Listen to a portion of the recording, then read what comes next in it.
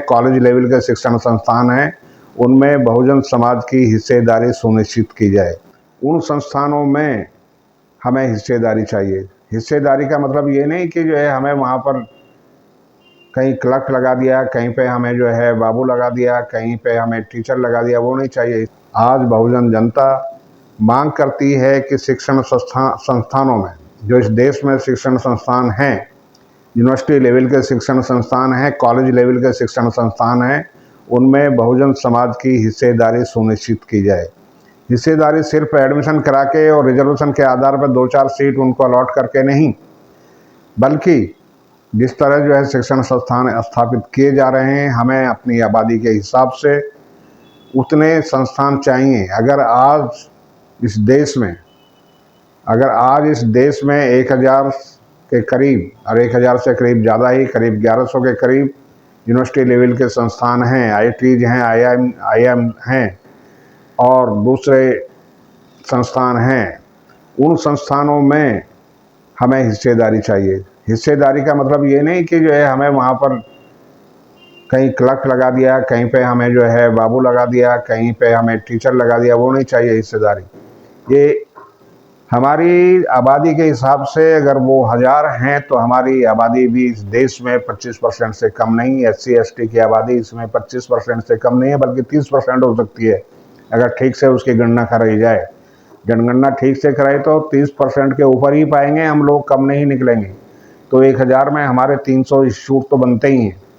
300 institute का मालिकाना हक, 300 इंस्टीट्यूट में पूरे एडमिनिस्ट्रेटिव काम, पूरे उसके प्रबंध, पूरे उसके संस्थान के प्रबंध, उसकी नियुक्तियां, उसकी ज़मीन, सभी हमको सरकार द्वारा प्रदान कर दी चाहिए। उनका बंदोबस्त हमें देना चाहिए।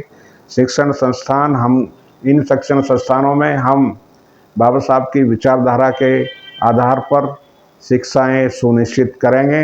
इस देश के समाज को जो है अम्बेडकरवादी बनाएंगे और अम्बेडकरवादी विचारों से ही यह देश समतावादी, समतामूलक समाज बन पाएगा।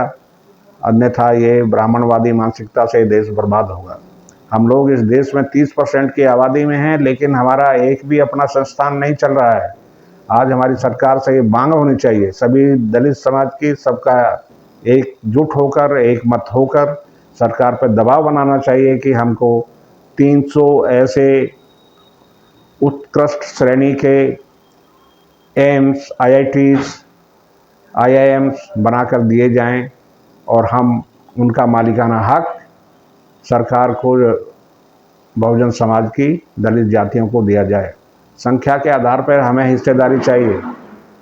अगर आज इस देश में ब्राह्मणवादी व्यवस्था के तहत बहुत सारे हिंदू संस्थान चल रहे हैं, फल फूल रहे हैं, हिंदू कहने से संस्थान तो चल रहे हैं, लेकिन विचारधारा इतनी विषमतावादी है उनमें कि आए दिन वहाँ पर लोग अपना आत्महत्या कर रहे हैं, प्रताड़ना झेल रहे हैं, ठीक से उनका विकास नहीं हो रहा है।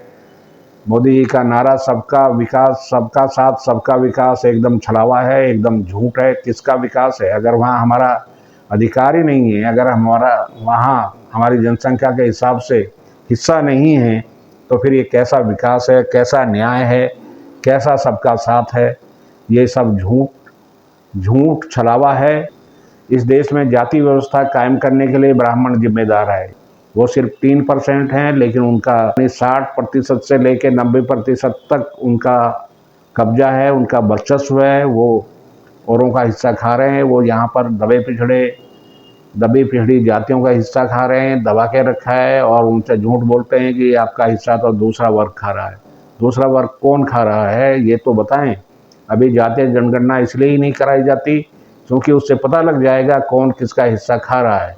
अगर अभी बिहार के आंकड़े आए हैं, अगर वो 63% हैं, पहले तो सोचा जा रहा था कि वो 60-62% होंगे, लेकिन अगर वो 63% हैं तो 63% विश्वविद्यालयों में प्रोफेसर कहाँ हैं? 63% ब्यूरोक्रेसी में अफसर कहाँ हैं? 63% जो है दूसरे जगहों पर, दूसरे सरकारी संस्थानों में कहाँ हैं लोग? लेकिन अब ये बहुत दिनों तक चलने वाला नहीं है, क्योंकि अब जनता जागरूक हो रही है, संज्ञान ले रही है, सब पढ़ लिख गए हैं। वो उस जमाने में मनवादी व्यवस्था कायम हुई थी जब आपने सभी लोगों को अनपढ़ रखा था, पूरी महिलाओं को अनपढ़ रखा था, महिलाओं को शूद्र के बराबर ही माना था। सभी वर्गों की महिलाएं शूद्र ही थी, न उन्हें पढ़ने का अधिकार था, न उनको संपत्ति का अधिकार था, न कोई अधिकार था। सिर्फ महिलाओं को बाबा साहब के संविधान में ही बराबरी का अधिकार मिला है, बराबरी के वोट के अधिकार हैं, सारे बराबर के अधिकार हैं। तो महिलाओं को, इस देश की महिलाओं को, चाहे वो किसी भी वर्ग की हो, उनको बाबा साहब के संविधान द्वारा दिए गए अधिकारों को लेकर कृतज्ञता महसूस करनी चाहिए। लेकिन महिलाएं अभी मुखर होकर सामने नहीं आ रही हैं। अभी जब तक महिलाएं मुखर होकर सामने नहीं आएंगी और वे अपने ऊपर हुए अन्याय और उत्पीड़न का संज्ञान नहीं लेंगी, तब तक महिलाओं का उत्थान मुश्किल है। मेरा सभी महिलाओं से आग्रह है कि वो बाबा साहब के संविधान में दिए गए अधिकारों को लेकर जो है आगे बढ़ें और अपने अधिकारों की मांग करें, सब जगहों पर अधिकार मांगें और अपने अधिकार सुनिश्चित करें। भगवान बुद्ध ने कहा था कि अपना दीपक स्वयं बनो। आपको अपना दीपक स्वयं ही बनना है, अपना विकास खुद ही करना है, सरकार के भरोसे नहीं रहना है।